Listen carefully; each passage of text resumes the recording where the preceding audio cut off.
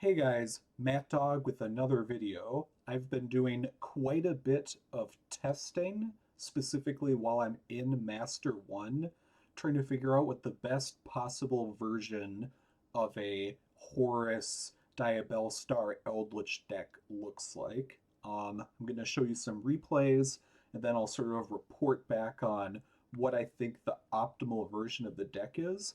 I have also gone through a ton of side deck options and techs that I've been sort of working with, putting in, shuffling, taking out. And so we'll talk about some of my thoughts on those as well. This is basically my book report on the science of like testing this deck and sort of trying to figure out what's optimal. This first duel I didn't show who it's against. It's against a Kashtira player. So what I think this duel is a good example of is first, our deck is pretty good at spot removal. Like if there's ever a particular card on the field, we can take it out. Second, like Shifter is bad for our deck. Like we would really prefer not to get hit with Shifter if possible. But I've tried other variants of this deck where you go more heavy into the zombies, heavy into like everything, and we just hold up so much better when we get with Shifter. Like here we can't do a couple of things. Like we can't, like I don't bother using Traptantalizing Tune to get a draw two. I just kind of set everything. We're gonna wait a turn. And we have like multiple pretty powerful interruptions. See there, we just blew up their board. Their turn is over. Like they ended my turn, quote unquote, with Dimension Shifter, but we ended their turn. And now they have a second floodgate, Macrocosmos, which banishes all our cards. But we don't really care. We just have Conquistador. We set it this turn, so we'll activate it next turn. But again, we're just going to pop the floodgate. Boom. And then you can destroy one of my monsters. I don't care. I'm just going to recycle Eldlich, blow up your board again, and he just quits. Like there we got hit with Shifter and Macrocosmos, and if we were doing some of the heavier zombie world variants, the Ghost Fusion variant, which I think I show in at least one of these replays, like we would just be completely finished. But here we just have the tools because we're more consistent, right? This is against a Snake Eyes deck. Um, this version that I'm showing, I think it's the best version because it has tons of interruptions. It doesn't care about getting hit with Shifter. You don't care about the Calamity Lock. You just kind of go in and you can take them out. All right. Here, I guess they bricked or something. And another thing we don't care about is Max C, which I'll show in a sec, or most hand traps. Like, this is a format where board breakers aren't really that good because decks set up too many layers of interruptions where you can blow up the board multiple times and they're still recurring. And there's also too many hand traps to even bother setting things up. So, like a lot of decks that I've been trying have a lot of interesting combos, but it doesn't matter because they'll have hand traps to interrupt it. So instead, we do a deck that doesn't care about interruptions. Another thing that I thought was interesting, there I'm trying to like obviously one turn kill them. I gave them 3 draws off of Max C, betting they don't have like an imperm to negate this. And they do, but now we have all these bodies which are really powerful interruptions. Something else I did is after you use Cursed Eldland, and then you like send Eldlich to grave with Horus, Eldlich can add himself back to and then instead of him summoning, you can just leave him in your hand, and then he's another discard fodder for your King Sarcophagus. So, like, Cursed Eldland plus King Sarcophagus means that you get 2 discards plus multiple resources in your grave. It's pretty nice. We also have a board wipe and a non-targeting destroy. I see a lot of times people will have the Horus engine and they just sort of use it as an excuse to make rank 8 plays. But I really like just having the Horus cards up. Like they're immune to Needle Sealing and Torrential Tribute, which are great board breakers that we run. So they don't care about that at all. And instead, we can just have, all right, they're going to Ash our Eldlixir, that's fine. They always have an Ash, but that's why we just have a bunch of cards that can all get ashed, and they can only stop one of them. Now we're going to blow up the whole board. Elemental Burst. Elemental Burst is so consistent with this deck too. Like, we have so many ways to get access to it. We just blow everything up. They don't have any resources. If they remove anything, we're going to get like a draw 3 and, you know, a recycle 2. Game over. All right, Gazelle Chimaera. Let's see what they've got. Yeah, so this version of the deck, we brought back Duamutef, which is the third Horus name that gives you draws. I had tried to like over optimize before, where, oh, this is I'm running sort of the Ghost Fusion package here. I'd gotten rid of Duamutef before because I was like, maybe we just have the 2 and we use it as like a quick way to discard cards and to make the zombie vampire. But that wasn't really high impact enough to justify like the 6 or more cards that you put in your deck for the Horus engine in the first place. So to me, I was like, if I'm going to do the Horus engine, because we don't really care about just getting a mill 4, like we want to get a lot more out of her Horus engine than that, I decided to go even heavier and have the third Horus name. So here, the reason I'm running Upstart Goblin and Chicken Game is because I'm running a Ghost Fusion package. I think you'll see in like a duel or two how that works. But here, I'm also running Thrust, which is great. It just increases the consistency of us being able to access grass. Now we have a Transaction Rollback and an Elemental Burst, blow everything up. They said we can only special summon dark monsters. First of all, we might be able to access like Imsety, which is a dark monster, but second, we just blew everything up. And even if we couldn't do that, like Eldlich can add to hand and then send a spell from our hand to target and take it out. So we have another transaction rollback in the grave, so we can do a complete board wipe anytime we want, and we have a Conquistador, so we can do a non-targeting destroy. And they're gone. Yeah, I love the high ceiling that Elemental Burst gives you. Like, it compared to other packages that I've been testing with, like just running a, okay, this is against a hero player, just running a single Elemental Burst when you also have Foolish Burial Goods, Grass, Triple, Paleozoic Marrella. Like, there's so many ways to get it in grave. Here, I was testing out the Ghost Fusion package. So let's see, I think this is the duel where I get the combo off. Okay, rollback is pretty good. Discard. Nice, we get King Sarcophagus and a Thrust in case they have a Ash or something. Changshi does the same thing in the grave as it would elsewhere. Probably get the zombie vampire up. Okay. We're going to hope that we mill into a very specific card. We'll see if we hit it. Oh, I can just Foolish Burial it. Okay. Yeah, so we use Foolish Burial to send Ghost Sleeper, which adds to hand Ghost Fusion. If you saw, I think it's like the video from my second video ago. I don't know. You saw this in like my vampire deck. It's a really interesting package, and I'll show here what happens when you get all the pieces together. So first, we're gonna get a mill.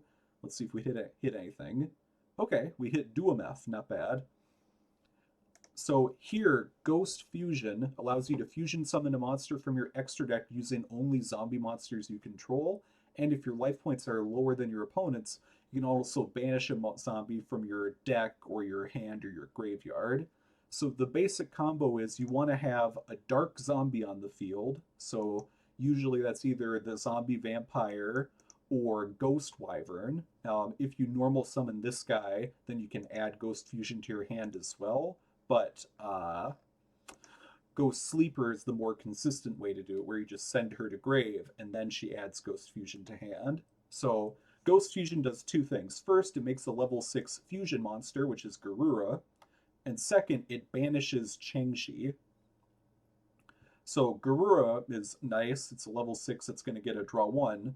And Changshi is going to banish a zombie and come back. So first, Changshi is really important. It allows you to send any card from your deck to the grave. So usually you want to be running a sort of zombie fusion package alongside something like a zombie world package. So here we can send Necroworld Banshee, for example. I also could have sent Elemental, not yet. I'll show you in a sec. So first Changshi sends a monster, so now we're going to get Zombie World up. Then I'm going to XYZ summon these 2 level 6 monsters to make Beatrice. And now Beatrice is going to send Garura in order to send another card. In this case, we send the Doom King. We also could have sent either a Mudora, which is going to act as like an interruption to shuffle 3 cards, or we could have sent an Elemental Burst, which we can use Transaction Rollback to copy and blow up their board. We're also going to be able to use her next turn to send either of those. Send an Upstart Goblin. Traptantalizing Tune, get a draw 2. Oh, we can just send Elemental Burst this way. Okay, so we'll probably send a Mudora with Beatrice in that case. So in this case, we have a board wipe, which is always nice. We have Beatrice, which can send a Mudora, which is just a quick shuffle to the grave. But what's more important is this combo allowed us to very consistently make, Beatrice, which allows us to get an Elemental Burst plus Rollback combo in grave, as well as the Zombie World plus Doom King Baldarok combo. Now, what's really important about this is you need to have your life points lower than your opponents in order to make Ghost Fusion work. So that's why I was running cards like Upstart Goblin, because it makes your opponent's life points higher. I was also running Chicken Game, which makes your life points lower. Cursed Eldland makes you costs you life points. I think I was also running like the Punk package, so Punk monsters all make you cost life points, and after you combo for a while, you can eventually make a Synchro 6 monster called Immortal Dragon, which allows you to send Ghost Sleeper and add Ghost Fusion. Yeah, so there are a lot of consistent ways to make your life points lower than your opponents, and then to be able to activate Ghost Fusion. I don't think that's the optimal way to run this deck, just because there's a lot more pieces, and when you have a deck that has more pieces, it becomes more vulnerable to things like Max C, Ash Blossoms, Imperm. Like, you'll notice they didn't have any interruptions for me. Anyways, I still think that it's a cool package. I think the thing that's really limiting it is Garura. So Garura requires them both be the same type and attribute, which means they both have to be dark zombies.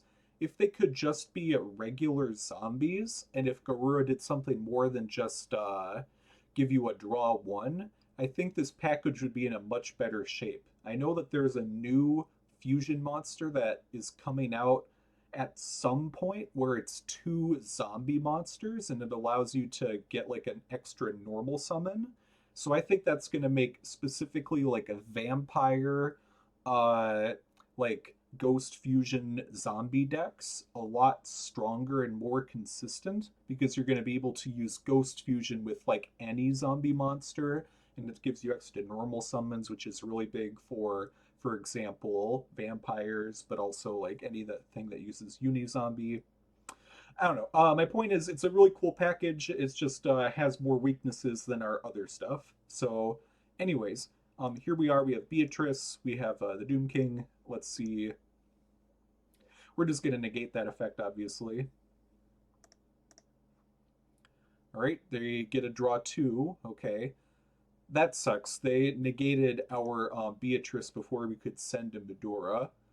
Okay, they make the Destiny Hero Phoenix Enforcer. Okay, so he's going to keep coming back every turn, and he's probably going to pop Zombie World. No, he pops King Sarcophagus.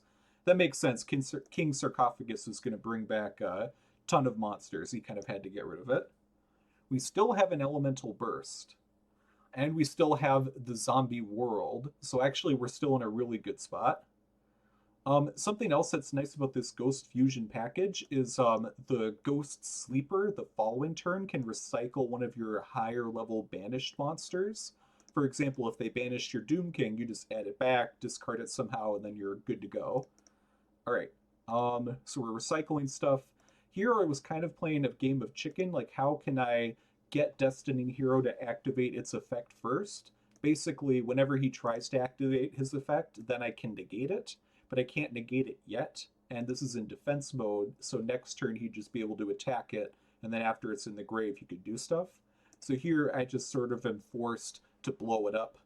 If he tried to chain, I would negate it. He doesn't chain. Now when he chains in the grave, I just negated it in the grave. So we don't have to deal with it anymore. Recycle an elemental burst, which is nice. We can put this Doom King back, and we can actually even steal his Destiny Hero. He sets this card, that's fine. But yeah, now we've stolen his Destiny Hero. We've got Elemental Burst onto... No, we don't have another rollback, but we do have Doom King. And we have a Karmic Cannon in case we need it. Definitely negate that. It doesn't target, so that doesn't help him dodge it. This card you really want to banish. You don't want them to add Polymerization to their hand. It's super annoying. Okay, they have... Okay, they're Link summoning. Special summon this guy. So that Link monster had an effect where if you special summon to the Link zone, it could do something. So we blow it up before they can access it. They do that. We flip everything face down. And then next turn, we're going to have the Doom King again. We're going to flip our Destiny Hero face up again. They're absolutely toast. So Ghost Fusion, cool package. In need of more support is kind of where my conclusion led me, but I'll also show you some stuff that you can do with it. For example, you could also use it in like a punk deck where you go a lot more punk than you do zombie. Oh, this was a funny duel. Okay. Gamma, oh no, not using a monster effect while putting a monster on the field. So part of the reason it's tough to get replays when you're in Master 1 is people will surrender as soon as you activate Grass. So I just kind of wanted to show this as a reason why I'm running Thrust. Like, you just get immediate access to Grass, and even if it was like an Ash Blossom, I can still set like Karma Cannon or something. Like, it gives you a super powerful interruption whenever they activate a monster effect. And if they're not going to activate monster effects, like, you know, you're fine having two cards that don't do anything until like turn 3. All right, duel number 6 is against a branded player. Yeah, with branded opening being limited to 1, they're definitely solid to deal with. Going first, always fun. Nice, okay. So here we have King Sarcophagus plus a couple cards we want in the grave. Like, we can get our Elemental Burst in grave, and then Paleozoic Marrella can send our rollback. So we've got basically a complete board wipe, and we get a couple of Horus monsters on the field. Oh yeah, I remember this duel. This duel to me is another good example of why I like to just have the Horus monsters on the field instead of linking them off into stuff. So here he's trying to use Elbaz to make like a really bad fusion monster. Like, these are both less than 2400 and they're not dark or light. So it would have been like a monster that does basically nothing. But we get a pop. Yeah, something you're going to see in this duel is they're going to have a couple opportunities to blow up a single card, and they're going to choose not to do it because if they blow up my Hapi, then I get a draw 3. If they blow up my Duamutef, then I can recycle. That would be the worst thing to blow up is the Duamutef, because then I can recycle 2 monsters and Duamutef comes back next turn. And if they blow up the King Sarcophagus, then I just add King Sarcophagus plus one of my banished like cards, maybe like Eldlixir, and I get a draw 3. Yeah, so here they chose to make Borreload, but if they made Borreload or Mirror Jade, it doesn't matter. Like, whatever they make, they have to take out more than one card at a time, or else they're going to get punished heavily. And because I have rollback onto Elemental Burst, they can't kill me this turn. If they can't kill me this turn, then they can't attack any of my cards or I recycle too much. So just like the threat of these guys is really impactful, in my opinion. Nice, we had Wanted, so we can set up some sort of an interruption. Link Spider, so this gives us the ability to make the SP Little Knight if we want to. I could have sent any of these cards. Although here, I wasn't thinking super clearly, but what I'm doing is actually the right play because the fusion card that they have here, um, it would fuse one of their monsters with mine, but the only monster they could make is they'd have to give up Borreload in order to make Mud Dragon using Dark, which Mud Dragon does nothing, and my Dark doesn't do anything. Like, what they really want is for me to have two Dark monsters on the field so that they can fuse both of my monsters to make a Mud Dragon while still having Borreload. Because of the way that I played it, he doesn't have that option. So instead, he just basically summons it so that I can't do this. But I had already set this card, and he doesn't even use its effect to like destroy himself and destroy one of my cards, because it's that same problem, right? Where he either gives me like a draw like 3 cards if he destroys this and I just recycle it. If he destroys the Hapi, and I still have my King Sark, so the Hapi comes back and you gave me a free draw. Like, there was just no good way for him to use its effect, which means he doesn't use it at all. And now I make Selene, which is going to summon back an Imsety or a Diabellstar, and then I make access code, and then we kill him. Easy money. Yeah, so I'm really liking the way that this deck is panning out. Okay, I think I have a couple of duels against Mathmech now. Yeah, Mathmech's always a very strategic matchup because you know exactly what their interruptions are. Like, they're pretty consistently able to get a couple out, but they don't have as much recursion as other decks do. So like, once you play through those interruptions, then you're both kind of at the same level. Whereas against Snake Eyes, for example, you really need to play through all of their interruptions and take out like their board and probably even some of their back row in order to really uh, get something going against them. Because if they have the field spell plus 1 or 2 other cards, they can pop off. Anyways, Snake Eyes, we need to fast forward here. Take a sip of water, chill out, just vibing. How you doing on this fine day? All right, the big boy. What did he send?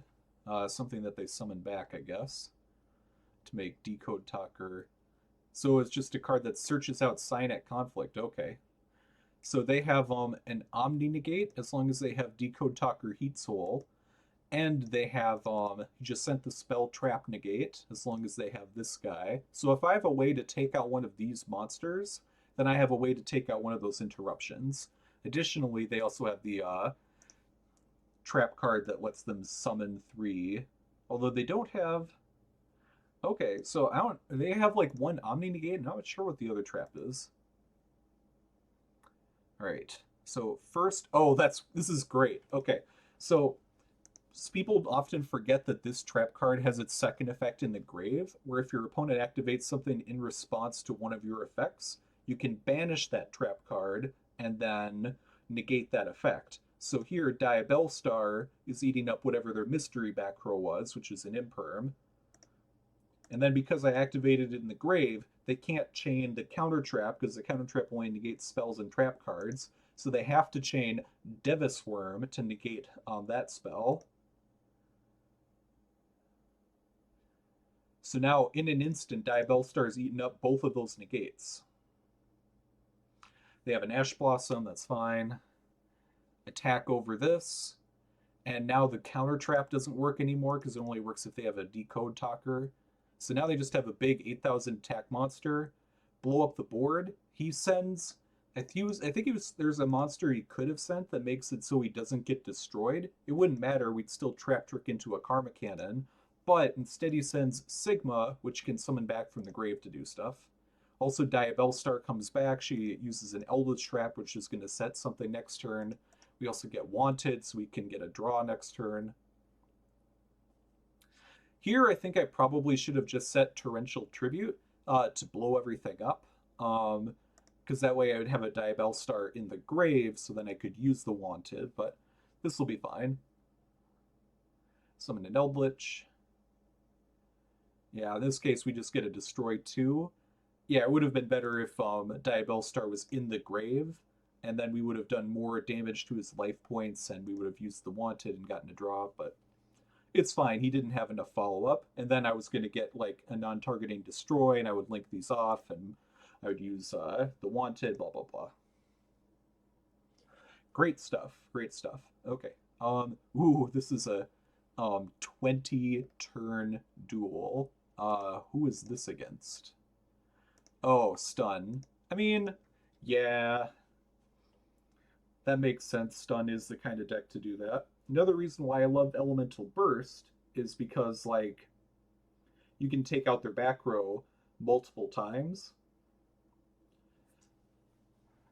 And that's the thing that I like about my version of the deck, where we just run triple Marrella plus like grass and foolish burial goods and stuff. Like, the Ghost Fusion combo is interesting, but it requires all these different pieces to get working consistently. Whereas we just can have a bunch of cards that all sort of like get a piece of it going. And it's like, you know, you end up getting Elemental Burst pretty frequently. Okay, we have a rollback. We don't care about that. Normally this would be pretty solid, like triple board wipe. However, we're in kind of a tough spot. We need to find a way to get around him. Okay, so now we can't special summon, but we flip it all face down. The goal here was to make like Chaos Angel or something, but he destroys one of them, so it doesn't matter. Okay. How are we going to handle this? Ooh, love rollback. Probably take out the field spell. Unfortunately, they do have Called by the Grave. If we can get Elemental Burst in the grave, we're going to be in a good spot. For some reason, he gave me a draw. I guess he just wanted to activate the Runick Fountain, but that draw is going to really help me.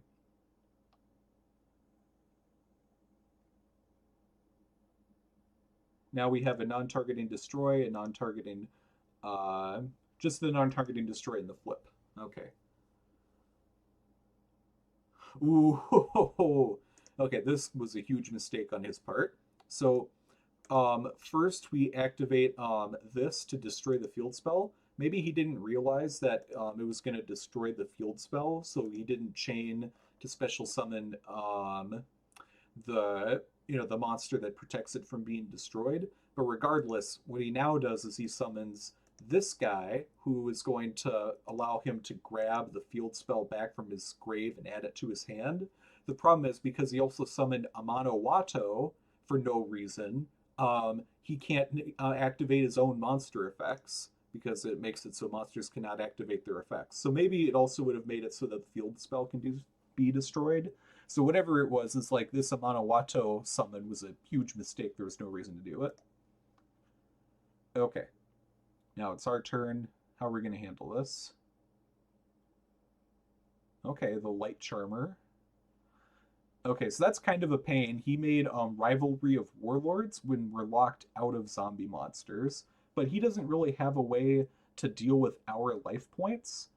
So I'm okay with just getting Eldlich back to hand every turn and like taking out one of his back row every turn. Because he already has a monster in his extra monster zone, he can't summon another one in order to get his field spell back. So right now his whole engine is in a lot of trouble. I did that just to get my own monster off the field so I can play around Rivalry. I destroyed that so I can actually attack his monsters. He can't destroy my Eldlich. It's immune to being destroyed right now. And I still set a Solemn Strike, so if he tries to recover his field spell, I can negate it. This card is immune to being destroyed, so Solemn won't destroy it, but it still negates the effect, which is what I want. I don't want him to get draw 2, draw 3 every turn. Here, I think I should have destroyed Gary first, because now that I have Ice Dragon's Prison on the field, I'm worried that when I attack him, he'll destroy my Ice Dragon's Prison. However, we have a thrust on board, which means that we can activate it to grab any card from our deck and set it. In this case, I can just grab an Elemental Burst, and now I can blow up their back row whenever I want to. I'm not even going to bother blowing it up this turn. I'm going to wait until next turn if possible. Might be a little bit greedy, but he had to use this in order to get the field spell back, which means he now can't put the monster there that protects them from being destroyed. I also wait to activate it until the next turn in case he has a runic spell in hand. Get another rollback engrave, copy, blow it up. He had the Gary engrave, but because it wasn't properly fusion summoned, I couldn't special it from his grave to banish. So instead, I just took this random monster, and he had to pop it, but whatever. Try to get a draw 3. We're just going to blow up his whole board again. At this point, I think he's out of Gary's, right? 1, 2. Yeah, he's used all his Gary's. So yeah, he can't get his field spell back anymore. Field spell is limited to 1. Yeah, he's toast now. It's just going to take like a couple turns to kill him. He has no way to deal with my life points, and I'm a 60-card deck, so we still have a ton of cards. Rollback, we can Paleozoic Marrella a third rollback if we want, which we probably will.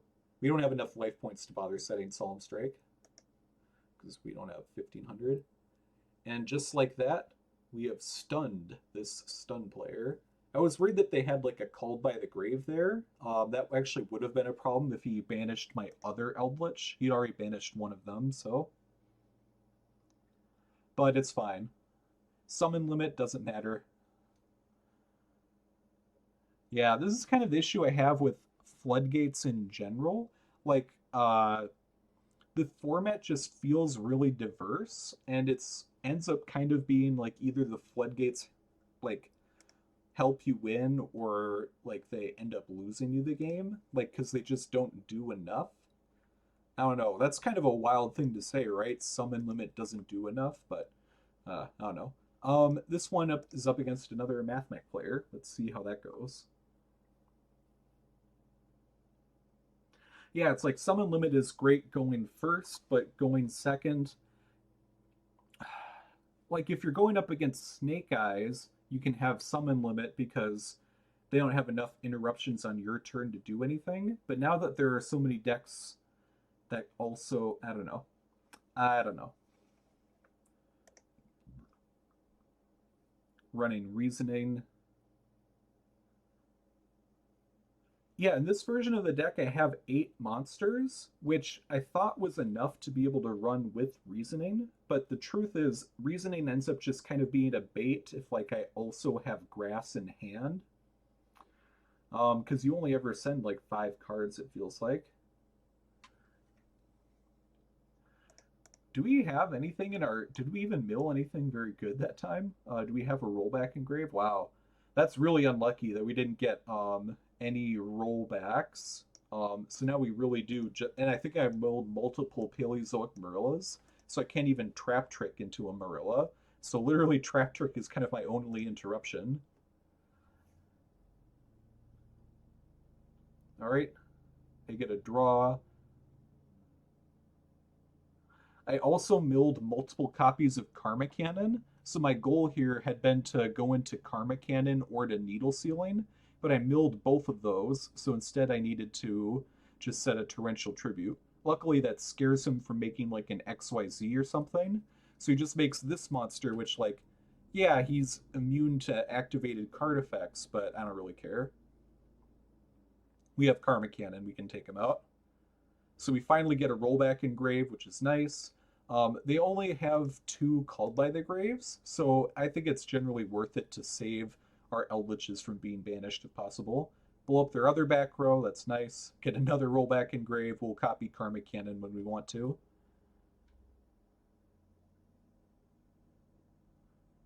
Yeah, that's what's great about this deck is like you only have a couple interruptions, but they're so powerful. If you time them right, then it just doesn't matter. Karma Cannon, goodbye. Invincible, not on my watch. Yeah, even his character here is like, no. All right, last one that we're going to showcase here, and then we're going to talk a lot about the decks. Purrelly, okay.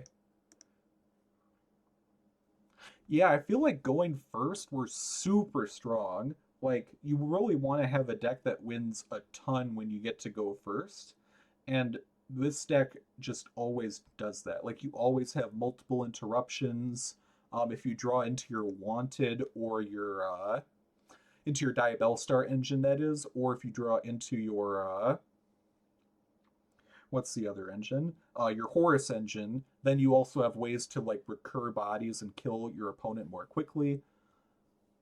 So here we have an Omni Negate and two board wipes, plus the Lord and Eldlixir for more follow up.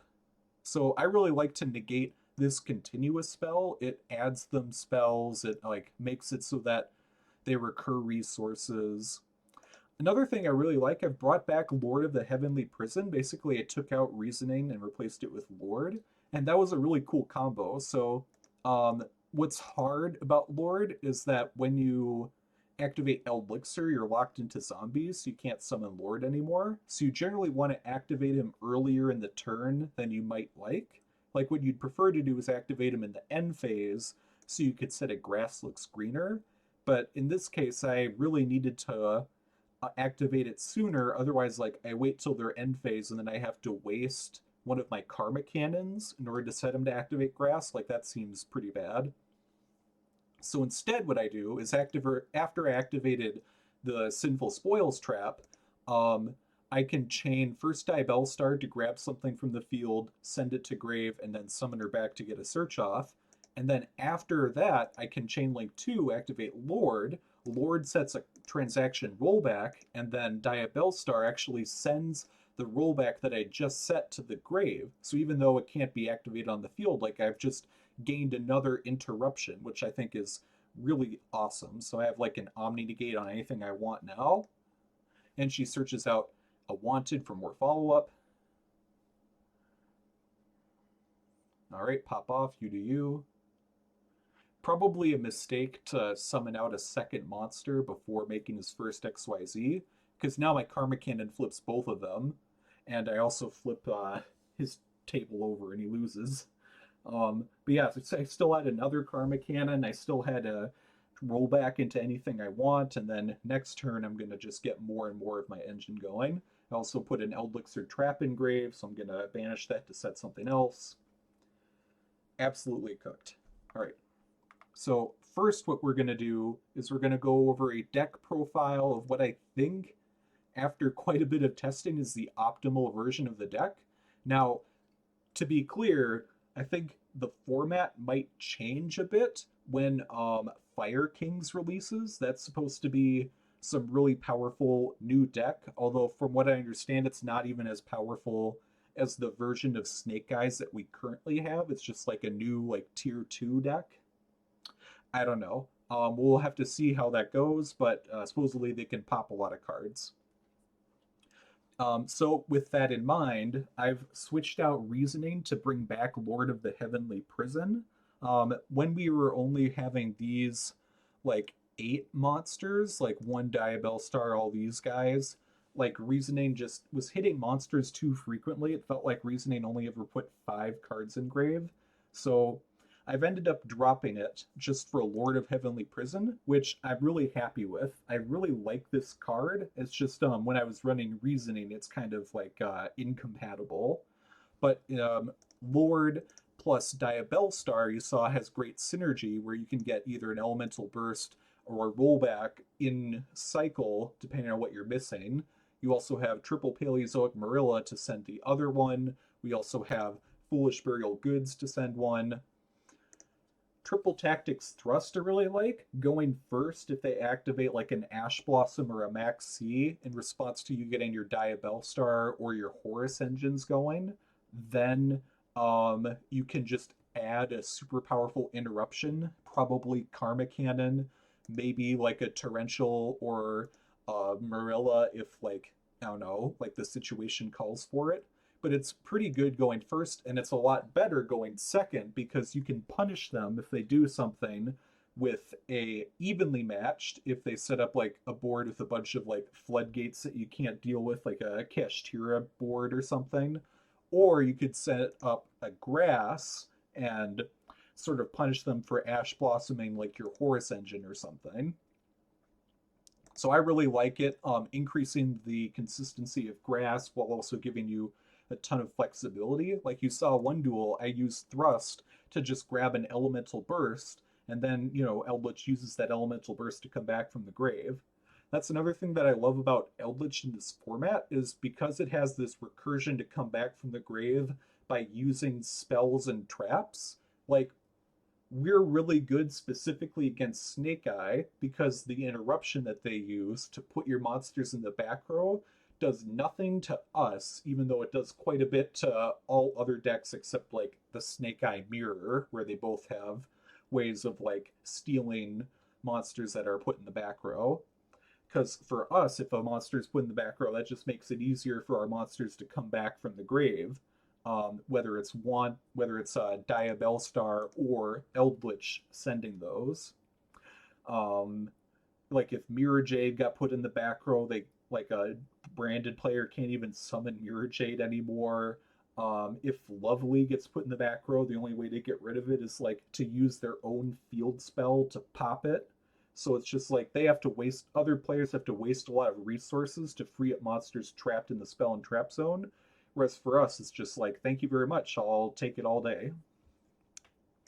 I talked about the reason why I brought back the third Horus name, and also why I have King Sarcophagus at 3. Like, the reason we have it at 3 is because we mill so much, especially with grass. You don't really want to lose out on it. Also, if you just open King Sark and Horus, and Imsety, like you can just activate Sark and then use Imsety as fuel to grab like a Hapi or something. Because we're not running Reasoning anymore, I also increased Diabellstar up from 1 to 2, just as a way to make it more consistent. It's really nice to have an Omni-Negate, so we have an answer if our opponent hits us with Evenly Matched, for example. The other way we deal with Evenly Matched is by having a bunch of resources in the graveyard, but you can't always rely on that. I also don't have the pot cards, Pot of Prosperity, Pot of Extravagance, even though we don't really care about our extra deck. Like, these are all nice tools, but none of them are necessary in the same way that a Branded or a Snake Eyes extra deck is necessary for them, or a Mathmech. And the reason is actually because if you look at Pot of Extrav, after you activate it, you cannot draw cards by other card effects, and that's just kind of annoying. I would constantly make a mistake where I'm trying to use the Wanted to get a draw 1, or like I would have Horus and I want to get a draw 1 from that, or I would try to get a draw 2 from Traptantalizing Tune, and it's like, if you run these pot cards, then like those other means of drawing kind of become useless. And I really like Traptantalizing Tune, first of all, because we run like 20 or more, like how many actually is this? So it's 12 per row. So this is 10, 22. Yeah, we won 25 normal traps. So like we're probably going to have like multiple normal traps in our hand.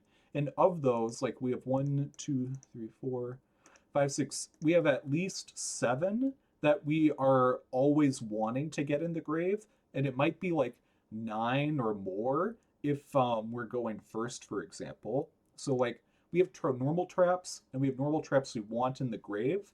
It increases our consistency. The second thing that I love about it is we can banish it from our grave to take a banished Eldlixir and put it back in our deck. Like when I was running these mill decks, I would constantly think I need to run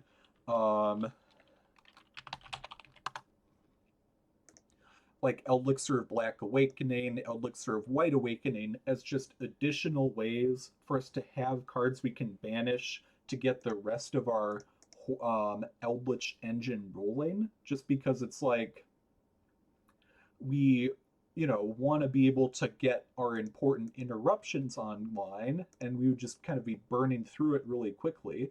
This way we don't burn through our Eldlich engine as much, basically. Other stuff. I talked about why Cursed Eldland is really good. I'm not running it at 3 just because, despite this being a 60 card deck, it's pretty tight on space. And I don't like having 3 cards when all of them say you can only activate 1 per turn. In general, the rule is kind of like if you have a card you can only activate once per turn, and then I usually only have 2 of them. Unless it's super important, like Eldlixir of Scarlett Sanguine, for example. That's why I only run 2 Trap Trick, because even though it's great to be able to copy literally any of our traps that we have, I only you can only run 1 at a time, and basically the math is like if you have 1 already in your hand, then it's like 1 out of 59 or whatever that the other 1 will be in your hand, whereas the math increases significantly if you have 1 in your hand and then there's 2 more there. Let's see, what else do I want to talk about in terms of changes I've been making, things I've been seeing. Oh yeah, so I removed the Diabellstar, sorry, I removed the Nadir Servant Dogmatica package. The reason I did that is just to make space for other cards that feel like they increase our consistency and our interruptions. For example, the Dogmatica package in our main deck is about 5 cards, so if I wanted to add that, I would probably remove both of the Needle Sealings, one of the Diabellstars, and maybe both copies of Thrust in exchange for Nadir Servant. I feel like that's actually like probably a decent way to do it. I feel like you probably could make that work. And then there's definitely a way to cut 5 of these cards, probably by cutting these, this guy, and maybe like Giant Trainer and Vampire Sucker, in order to get that get the 5 cards in your extra deck that you want. But I just felt like it wasn't as impactful. Like it feels really nice to be able to set Needle Sealing as just a total board wipe. There are so many decks that have tons of cards that you want to destroy. It doesn't conflict with your Horus package because all of your Horus monsters are protected from getting destroyed.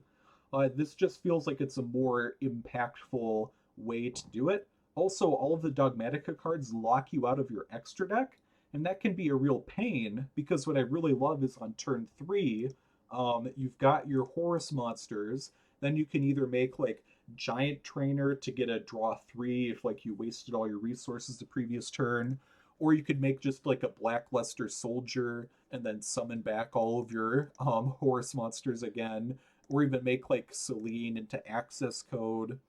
Like it just the Dogmatica package slowed us down in certain ways where we're trying to close out the game, where I think it's better just to have like a little more consistency. Like this way we can access grass more, we can access this the Omni Negate and the going second card more. I like this better. We still have a card for spot removal, which is Ice Dragon's Prison. We can banish any particular card we want. We have spot removal for particular either monsters that we want put in the back row or cards in general that we want to negate if there's a problematic floodgate or continuous spell or something. We also still have Conquistador, which is great spot removal for destroying any single card. The reason I'm bringing up spot removal is because the big thing that the Dogmatica package gave us was that Elder Entity Entis or Malong can destroy or bounce 1 card that your opponent controls. And that was really nice to be just like, I want to get rid of that card. But we already have plenty of ways to say that we just want to get rid of that card. And if we care about like generating advantage and be like, oh, well, Dogmatica Punishment allows you to destroy 2 cards. Well, we have Needle Sealing instead, which blows up 4 cards. And we have Diabellstar, which can discard cards that have value in the grave, such as Rollback or Burst. Like, it feels really bad to have these cards in your hand with no way to get rid of them. And that was something that the Dogmatica package didn't allow you to do, is it didn't allow you to get cards out of your hand. Finally, when it comes to like removing particular things that you really care about, that's the other thing that this package has a lot of flexibility with. Eldlich can grab any spell or trap, come to your hand, and then you can send another spell or trap in your hand to the grave to targeting send a particular card from the field to the graveyard. So we just have a lot of ways to take out that one card we really don't want to deal with, which is important because we also have a bunch of cards that just blow up everything, blow up all cards they control, all monsters they control. So between those types of flexibility, and then we have Karma Cannon, which is like if they have cards that we can't destroy, we flip them over first, and now we can destroy them. Or if they have really important, if they have Mathmech Final Sigma, which is unaffected by your opponent's card effects, Karma Cannon, send it to grave, doesn't matter. I just think that we have a lot of tools with this version of the deck, and that it's very consistent. So I'm very happy with this version of the deck. It's probably going to be the version that I end up taking to, I think there's like a World Cup or something that happens in a couple weeks. It's probably going to be pretty time consuming, so I don't know how far I'll end up being able to get into it. But like, this is really a version of the deck that I'm really happy with. One reason I'm running Vampire Sucker here is like it's just because we're not running the Dogmatica package anymore, we have space in the extra deck for it. And it's really nice sometimes when you're locked into zombie monsters, like because you just activated an Eldlixir that turn, that you can still link something into the grave if you want to use Eldlich to like free up one of your monsters that got locked in the spell and trap zone, or send one of your elemental burst or rollbacks that are, not in your graveyard yet. Sometimes it's nice to be able to have that flexibility. Blackluster Soldier is a card that I keep going back and forth on. Like, I keep taking it out of my deck to put in something else like Chaos Angel. But whenever it's not in my deck, I really miss it. But then whenever it's in my deck, I feel like I go into other cards instead. So for now, I still have it in my deck. Because we run Paleozoic Marrella, we have ways of getting a bunch of little monsters on the field. So if you combine like a Paleozoic Marrella, an Eldlich, and like one of your golden land traps, which is a pretty common thing to occur, then you can put all those cards in the grave, get out Blackluster Soldier, who's untargetable, indestructible, can non-targeting banish a card on the field, and like suddenly you have a card that's like hard for some decks to deal with that can also pressure your opponent. So I really like him. Yeah, this is the version of the deck. Obviously, you still gotta have skill drain. The other thing that's nice is because we brought back Lord of the Heavenly Prison, we can bring back our level 10 package, which allows you to instantly deal 8,000 points of damage to your opponent, or to destroy a bunch of monsters your opponent controls by battle. It's a really nice package to have that I was definitely starting to miss because I hadn't had Lord of the Heavenly Prison in my last couple decks. I want to briefly go over some wild side decks and stuff that I've been working on. So obviously there's things like the Magician Souls package, which is basically just Magician Souls plus Illusion of Chaos. You can get these from the Dark Magician structure deck. It's a way to like send some of your spells and traps that are maybe locked in the back row, or cards that you want in the graveyard, to the grave to get a draw. But it also can like send your Diabellstar to grave instead of sending Illusion of Chaos, so that like she's in the grave and she can be summoned back with Selene or something. It's nice, but it's like basically the problem I end up having with a lot of these packages or cards is like they're too like situational, and they need to like be able to do things on their own, basically. Like, our deck inherently doesn't have a ton of synergy with itself.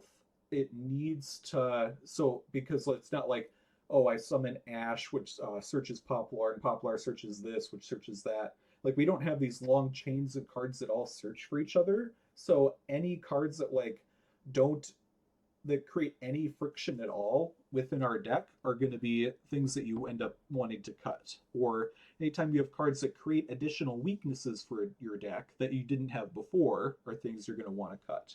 So here we'd send 2 of our spells or traps from our field or our hand to the grave to get a draw 2, but then if they imperm it, like normally we don't care at all about imperm, but now we kind of do. Gamma, I actually think it's a really cool tech to run in our deck.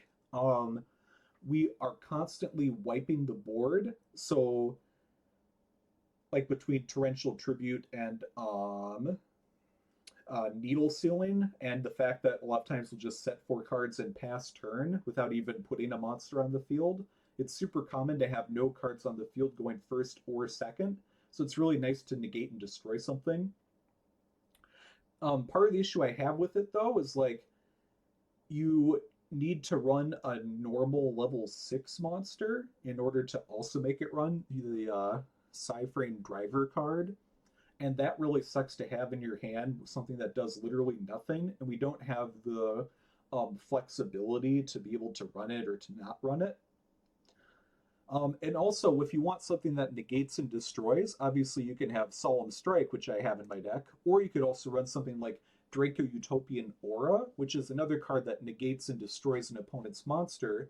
But in this case, you don't have to run that Garnet in your deck, you know, that normal level 6 monster that doesn't do anything. You just, on its own, you draw it, going first or second, you set it. It's a great card. It's also a counter trap, which means that if they have like 4 monsters that all have Omni Negates, you activate Torrential Tribute, they chain Brone de Fleur to try to stop you, you train Aura, and they're toast. The reason I don't have Aura in the deck, though, is just because right now it feels like there aren't as many decks that set up a million Omni Negates. Once they do, then I think Utopian Aura is something I'll come back to, along with probably Witch's Strike. Like, if we're in a format where everyone is setting up Omni Negates, then yeah, Witch's Strike is going to come back in a big way. But for now, it doesn't feel necessary, but it's like a cool tech. Basically, all of these cards are cards that I'm like shuffling and putting in the deck, taking out of the deck. The adventure package you already know about. It's kind of like an older package, and kind of once you get it online, like if you lose the continuous spell, where is it? I put it here somewhere. Yeah, once you lose the continuous spell, then the engine kind of falls apart. And also, it usually you put 2 spell cards in your back row, which means you don't have as much space for other traps, which kind of sucks when you already have the Horus engine that also requires you to have a card in your back row. Barrier Statue, along with a lot of the floodgates like Anti-Spell, Rivalry, Summon Limit, goes in. There can only be one. Like, they're all pretty strong, especially going first. It's just that you want to have cards that can also work going second, which obviously Rivalry, there can only be one. Gozen can work going second. But the other thing you want is that you want cards that are going to apply to all of the important decks in the meta. And it's like, Rivalry is great against Branded, for example, and Vanquish Soul, but some decks like Snake Eyes and Purrelly Labyrinth can play around it really well. Meanwhile, you have There Can Only Be One, but it's the opposite problem, where decks like Branded can play around it really well, and actually Snake Eyes can play around it pretty decently too, which is really tough when you have a deck like Snake Eyes that can play around both There Can Only Be One and Rivalry of Warlords.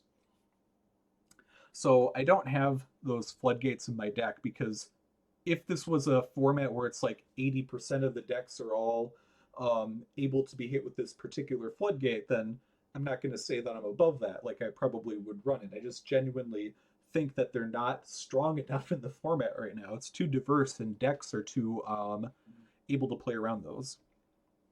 Another package I play around with is the Doom King, Necro World Banshee, Zombie World package. Usually run like 2 of these. Basically, it's another way to get another engine online that has a pretty powerful interruption and recursion. It has good synergy with our deck. Um, it's kind of just another one of those things where it requires a couple of pieces, and then you don't really want to have your Doom King in your hand too often, and it's hard to consistently get your Doom King in the grave. Well, no, not really. You have your Eldlich. Honestly, Doom King's probably one of the better packages of these ones that I'm talking about because it's relatively small. It has a pretty high ceiling. Doom King's the only card that you never really want in your hand. Yeah, it's honestly pretty good. It's just the cards that I already have, I'm already pretty happy with. Um, Lava Golem is really nice when you're also running Reasoning, which is another card that I've kind of put in this side deck or text options area because both Lava Golem and Psyframe Gamma don't conflict with Reasoning. And if you're running Magician's Souls, as long as you're running one Souls plus two of the Illusion of Chaos, the Illusion of Chaos don't conflict with Reasoning either. So you can have a bunch of those monsters and you're set. Both Reasoning and Lava Golem take up the slot where, like, we don't have a normal summon that we care about, so we can use these going second if they set up like a bunch of monsters that are impossible to deal with. We just tribute them and summon this guy instead.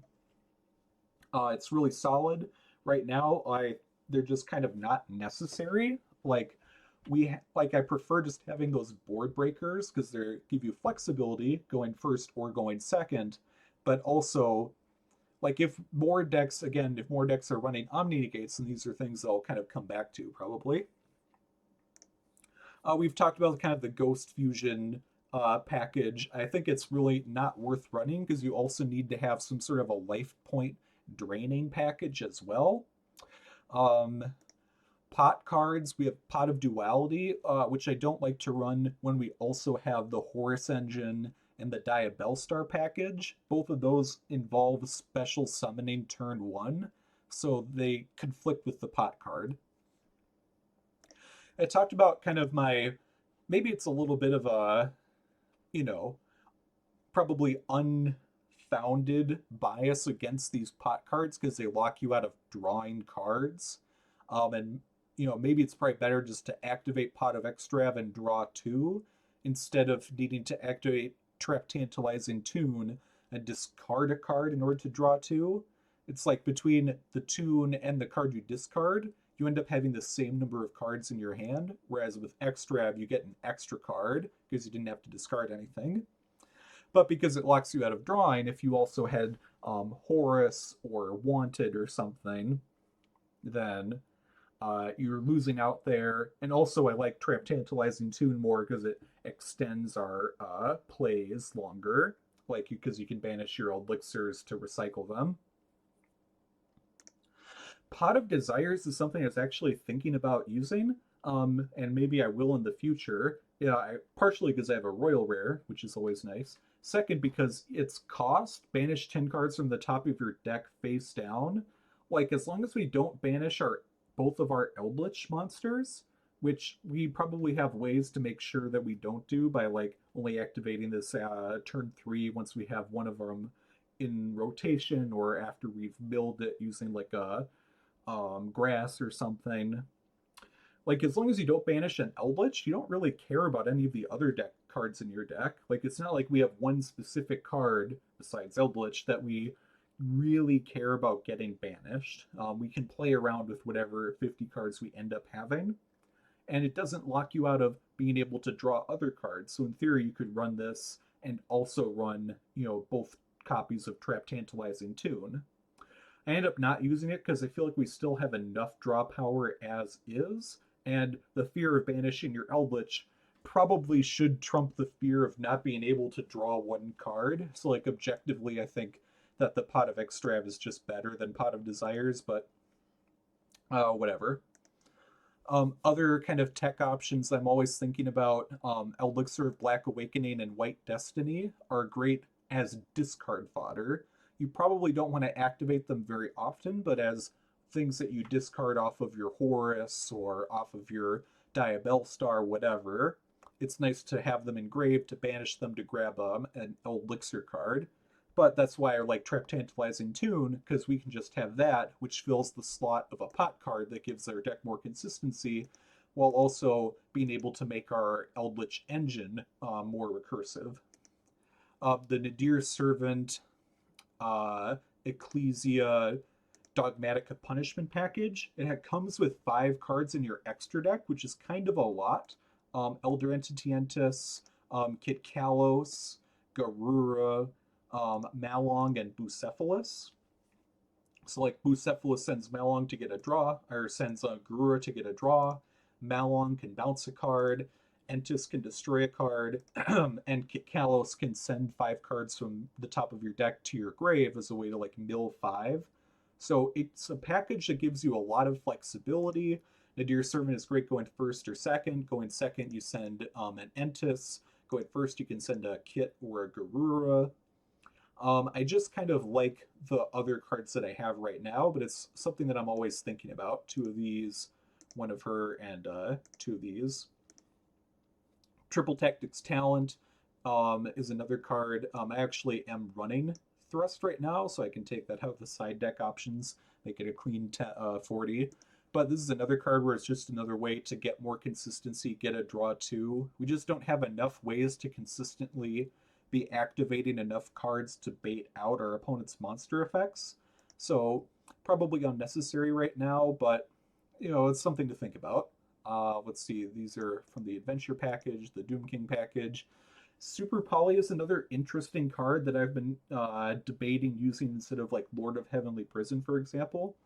I just really don't like that you have to discard a card. We're already a deck that like we have certain cards we enjoy discarding, but not a ton. Like we don't want to discard our entire hand. We want to discard like a third of our hand or something, because we'll also have these super powerful interruptions like Torrential and Needle Sealing. Like, are you really going to discard Needle Sealing in order to get rid of 2 of their monsters? Like, the monster that we get for that isn't that good. Like, if they have link monsters like IP Masquerena plus an Appaloosa or something, we can, or like plus a Promethean Princess, we can make the Earth Golem at Ignister, which is great. Garuras and Mud Dragon are the other 2 super poly targets, where between these 3 you can usually super poly most boards. But even then, like with the Horus package running around, you can't super poly the Horus cards. Yeah, and there's not enough decks with Omni Negates where I feel like I need a card that my opponent can't respond to. Like, I'm just getting rid of a couple of their monsters. A lot of times, the fact that I got rid of them will activate some other effect where they can recur resources anyways. I don't know. It's an interesting idea. It's probably better in a zombie world deck where you can also run Necro Dragon, which is just any 2 zombie monsters. Uh, yeah, I don't know. Called by the Grave, because we have a lot of cards like Grass that we want to resolve, despite them having like Ash Blossom. It's something that I consider using. However, in a 60 card deck, throwing in 2 of these isn't really going to help you as much as maybe you would hope. And there's just better cards that you can deal with, and you don't care that much about getting hit with an Ash. Magical Hats, it's great because you can grab any 2 traps from your deck. You could grab like a rollback plus an Eldlixir trap, or a rollback plus an Elemental Burst, or if you already have a rollback, an Elemental Burst plus a, you know, it gives you a lot of flexibility. It's like a double Foolish Burial Goods, and I have a Royal Rare, so it's really fun. The issue with it is you can only activate it during the battle phase, and your opponent will often have some way of popping your mysterious back row before they get to the battle phase. And if you activate it if you have it in the graveyard and you roll back onto it, you're probably just going to add a rollback plus 1 more card, like a Elemental Burst. So, like, it's not that good in that respect of like what it can do in the graveyard. Um, Compared to maybe like a Mirror Force card, it's kind of in a similar area where it can have a really powerful value. But like if the value is just getting a rollback plus an Elemental Burst, like, is that really that much better than a Mirror Force, which just would have blown up all their monsters anyways? I mean, obviously you're also getting their back row, but, you know, it's a cool idea and it's worth trying out. Fiend Comedian, for now I've got this moved over into the side deck. I think that it still comes up a decent amount. There are a lot of decks that like having a bunch of cards in their grave. Um, I'm kind of always going back and forth on this just because the fact that you have to call a coin means you can't always decide exactly which option you want. But sometimes if they have like 20 cards in their grave and you want to banish all those, or if you want to send 20 cards from your deck to the grave, that's great. Yeah, I am constantly going back and forth, even though even now I'm starting to talk myself into pulling out like Needle Sealing or something to put this back in. Lost Wind is a really interesting card. It's really good to run with mill decks because if you mill a bunch of cards and your opponent starts summoning from the extra deck, then you can start setting these, and now you've got a lot more follow-up for your opponent's turn. My issue is that its on-field effect is just negate a single monster, and the monster still stays on the field, so like they could use it as link material or synchro material or whatever. Like if you're going to negate, I would prefer something like Aura, which negates and destroys. And also, I mean, you're missing out on the fact that you're missing out on the fact that it can't be milled to the graveyard. I don't know. It's an interesting card. I've got it in the side deck. Those are all floodgates. Solemn Judgment is another card that's really interesting. I feel like people don't run enough back row hate, like enough Harpy's Feather Dusters, enough evenly matches for me to really bother with it right now, but it's always something I'm thinking about. And if you're in a situation where you don't have certain cards and you want to throw in Solemn Judgment instead, I think would be more than happy to do that.